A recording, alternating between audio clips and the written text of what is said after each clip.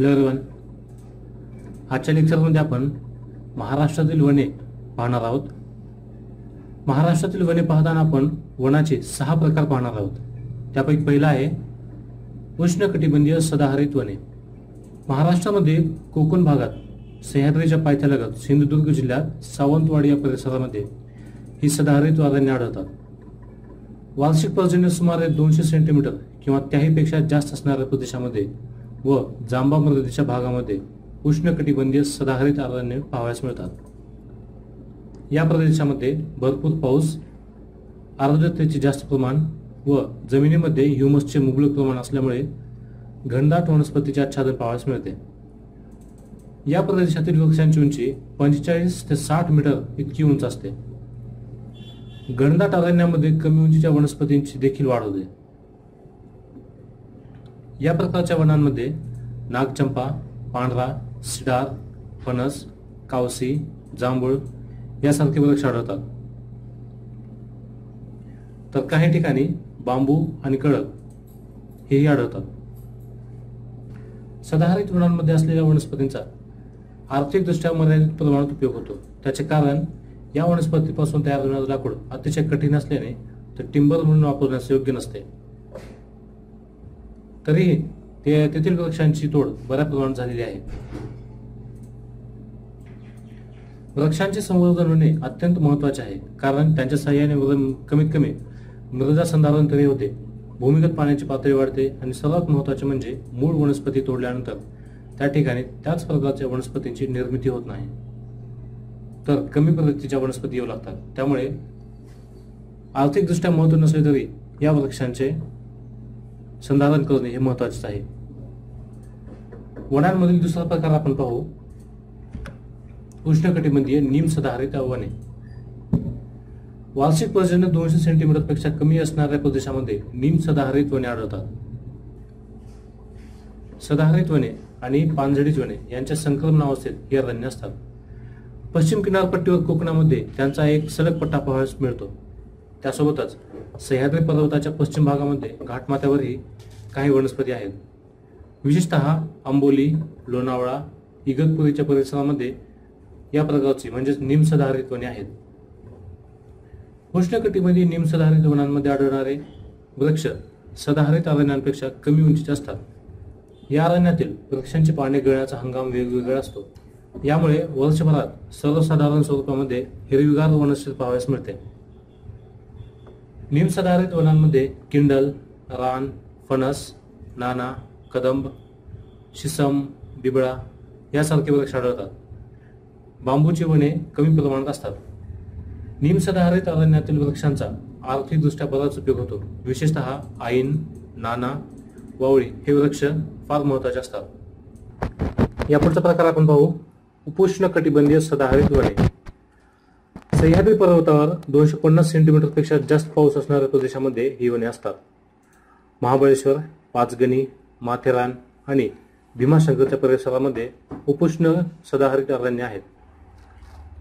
उत्तर महाराष्ट्रात गाविलगड टेकड्यांवरही अशा प्रकारची वने आपणास पाहावयास मिळतात। सह्याद्री पर्वतामधील वर उल्लेखलेल्या प्रदेशातील पावसाचे भरपूर प्रमाण, तुलनात्मकदृष्ट्या मध्यम स्वरूपाचे तापमान आणि दीर्घकाळ पाऊस सोबतच आर्द्रता या सर्व घटकांमुळे सदाहरित वृक्ष आढळतात। तेथील जांबा जमिनीचाही प्रभाव वनस्पतींच्या वितरणावर झालेला आहे। अरण्यातील वृक्षांची फार मोठ्या प्रमाणात तोड करण्यात आली असून त्यांचे लहान लहान पट्टे राहिलेले आहेत। उपोष्ण सदाहरित वनांमध्ये जांभळा, अंजन, हिरडा, आंबा, बेहडा, कारवी या प्रकारचे महत्त्वाचे वृक्ष आहेत। उपोष्णकटिबंधीय सदाहरित वनांमधील अनेक वृक्षांचा आर्थिकदृष्ट्या उपयोग होतो। महाबळेश्वरच्या परिसरातील जावळी खोऱ्यात शिवकाळात अति घनदाट वनस्पती होत्या, त्यानंतर मात्र वनस्पतींची तोड मोठ्या प्रमाणात झाली। हिरडा वृक्षाचे लाकूड चांगले मजबूत असते। अशा तऱ्हेने इतर वृक्षांचाही उपयोग केला जातो व मधुमक्षिका पालन हा एक महत्त्वाचा लघु उद्योगधंदा आहे। यापुढील वनांचा चौथा प्रकार म्हणजेच उष्णकटिबंधीय आर्द्र पानझडी अरण्ये। यानंतर आपण पाहू वनांचा चौथा प्रकार म्हणजेच उष्णकटिबंधीय आर्द्र पानझडी अरण्ये किंवा उष्णकटिबंधीय मान्सून अरण्ये। महाराष्ट्रामध्ये ही अरण्ये प्रामुख्याने चंद्रपूर व गडचिरोली जिल्ह्यांच्या पूर्व भागात चिरोल आणि नवेगाव टेकड्यांवर आहेत. हा परिसर आलापल्ली अरण्य म्हणून ओळखला जातो. याशिवाय भंडारा व गोंदिया जिल्ह्याचा काही भाग, सातपुडा पर्वतरांगामधील गाविलगड टेकड्या म्हणजेच मेळघाट यांचा समावेश होतो. उत्तर कोकणातील डोंगररांगा तसेच सह्याद्री पर्वतामधील घाटमाथा ओलांडल्यानंतर पर्जन्य छायेचा प्रदेश, शिवाय सह्याद्री पर्वतापासून निघणाऱ्या शंभू महादेव, हरिश्चंद्र बालाघाट आणि सातमाळा डोंगररांगाच्या पश्चिम भागात आर्द्र पानझडी अरण्ये आपणास पाहावयास मिळतात. कोल्हापूर, नाशिक, ठाणे, धुळे व नंदुरबार या जिल्ह्यांमध्ये अशा प्रकारची पानझडी अरण्ये आपणास पाहावयास मिळतात. या प्रदेशामध्ये वार्षिक पावसा 120 ते 160 सेंटीमीटर असतो. तो प्रामुख्याने पावसाळ्यात जून ते सप्टेंबर या 4 महिन्यांच्या काळात नैऋत्य मान्सून वाऱ्यांपासून पडतो आणि वर्षातील बाकी 8 महिने जवळजवळ कोरडे असतात. पावसाळ्यामध्ये उपलब्ध होणाऱ्या पाण्याचा पुरवठा वनस्पतींना वर्षभर पुरेल एवढा असत नाही. म्हणजेच वर्षातील 12 महिने वनस्पती हिरव्यागार राहण्याइतपत जमिनीत ओल्या झालेल्या नसतात. विशेषतः उन्हाळ्यात जास्त उष्णतेमुळे जमिनीत ओलावा वनस्पतींना पुरत राहावा म्हणून अनेक वनस्पतींची पाने गळून पडतात. त्यामुळे त्या पर्णहीन वनस्पती पुन्हा पावसाळा सुरू होईपर्यंत कशा तरी तग धरू शकतात. म्हणूनच अशा वैशिष्ट्यपूर्ण वृक्षांना पानझडीची वने असे म्हणतात. या वनांमध्ये घनदाट वृक्षांचे प्रमाण मध्यम स्वरूपाचे असते. काही सदाहरित वृक्ष अधूनमधून असतात. या वृक्षांची उंची 30 ते 40 मीटर एवढीच असते. काही भागांमध्ये स्थलांतरित शेतीमुळे आता अरण्येही तुरळक प्रमाणात राहिलेली आहेत. आर्द्र पानझडी वनांमध्ये प्रमुख वनस्पती सागवान आहे.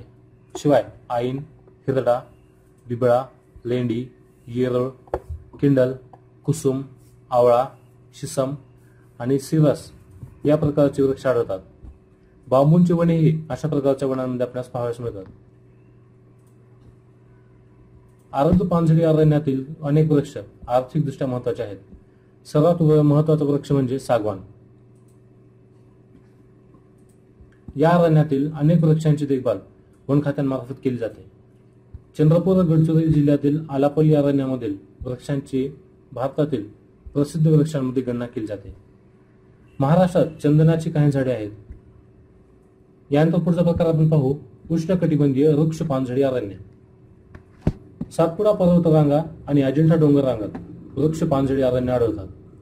घाटमाथ्याच्या पूर्वेस पायथ्यालगत असणाऱ्या कमी उंचीच्या टेकड्यांवरही ही अरण्ये आपल्यास पाहावयास मिळतात. अशाच प्रकारे विदर्भामध्येही डोंगराळ भाग या अरण्यांनी व्यापलेला आहे. वार्षिक पर्जन्य 80 ते 120 सेंटीमीटर असणाऱ्या प्रदेशामध्ये वृक्ष पानझडी अरण्य आढळतात. त्यांचे सलग पट्टी नाहीत. ती अधूनमधून आपल्यास पाहावयास मिळतात. पानझडी वृक्ष उंच असतात. काही ठिकाणी कमी उंचीचे वृक्षही असतात. अधूनमधून गवताळ प्रदेशही असतो. पावसाळ्यातच फक्त वनस्पती हिरव्यागार दिसतात. कोरड्या हवामानात पाण्याच्या अभावामुळे बरेचसे वृक्ष पर्णहीन असतात. उष्णकटिबंधीय वृक्ष पानझडी वनांमध्ये सागवान, धावडा, शिसम, तेंदू, पळस, बीजसाल, लेंडी, हेडी, बेल, खैर, अंजन या प्रकारचे वृक्ष आढळतात. या वनांमधील अनेक वनस्पतींचा उपयोग टिंबर म्हणून व्यापारी दृष्टीने केला जातो. सोबतच इंधन म्हणून लाकडाचा वापर मोठ्या प्रमाणात केला जातो. खैर यासारख्या वनस्पतींचा उपयोग कात निर्मितीसाठी केला जातो. पानझडी वृक्ष वनांमध्ये मानवाचे अतिक्रमण मोठ्या प्रमाणात झालेले आहे. त्यामुळे अनेक झाडे तोडून बरीचशी जमीन पिकाच्या लागवडीखाली आणण्यात आली आहे. या वनांमध्ये महत्वाचे वृक्ष नाहीसे होऊ नयेत म्हणून काही उपाययोजना केलेल्या आहेत. आणि वनांमधील शेवटचा प्रकार म्हणजेच उष्णकटिबंधीय काटेरी अरण्ये. दख्खनच्या पठारावर मध्य महाराष्ट्रात नद्यांच्या खोऱ्यांच्या लागवडीच्या परिसरामध्ये असणाऱ्या डोंगररांगांवर आणि कमी उंचीच्या पठारावर काटेरी झाडे आढळतात.